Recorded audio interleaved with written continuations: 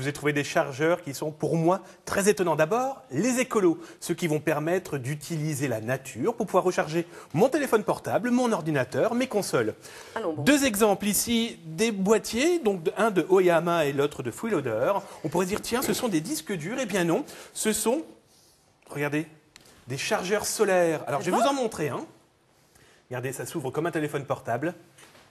Ah, comme ça. Oh, mince, Peu importe, c'est pas grave, non. Ouais, voilà les cellules. Donc les cellules permettent de charger cette batterie, parce que c'est aussi une batterie, ce qui veut dire qu'à la place d'avoir des piles, je peux avoir une recharge de 2 à 8 heures grâce au soleil. Ça veut dire que c'est pas ma batterie de mon téléphone que je mets là-dedans ou là-dessus.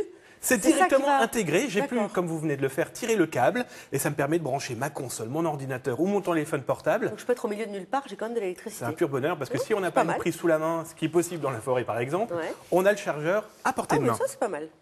Autre possibilité, là c'est beaucoup plus geek, comme dirait l'autre. Ouais. C'est une console de On jeu. craint le pire à ce moment-là. Non, Allez-y. pas du tout. C'est une console de jeu qui est proposée par eGames Family. Ça se branche sur la télévision. Alors vous allez me dire, oui, c'est une console de jeu, effectivement, je vais faire du tennis, du billard, etc. Sauf que l'originalité, c'est que c'est aussi un chargeur pour iPhone. L'iPhone, il faut savoir que cette année a été le deuxième téléphone le plus vendu en France. Non seulement ça le charge, je peux aussi écouter de la musique et si j'ai envie, je peux jouer. Ce qui est plutôt rigolo. Je ne suis On n'est pas obligé de brancher son téléphone pour jouer ou l'inverse. du tout. D'accord. Si je veux le charger, je le charge. Si je veux jouer, je joue. Et si je veux faire les deux, je peux le faire aussi. D'accord, très bien. Je terminerai avec l'induction. Savez-vous ce qu'est l'induction?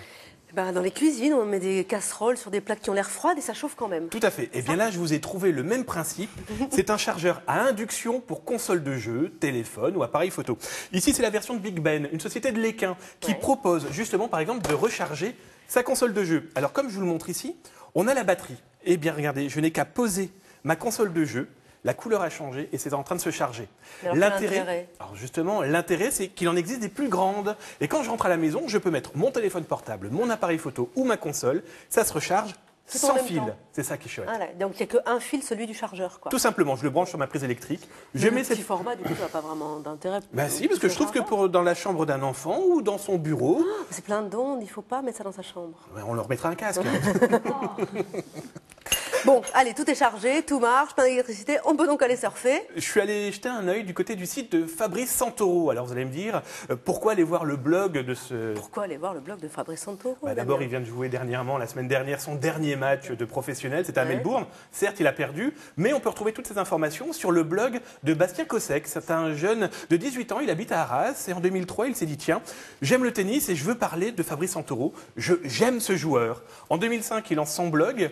Et il y a quelques mois, eh bien, Fabrice Santoro a pris son téléphone, l'a appelé en disant, écoute, ce que tu as fait, c'est génial.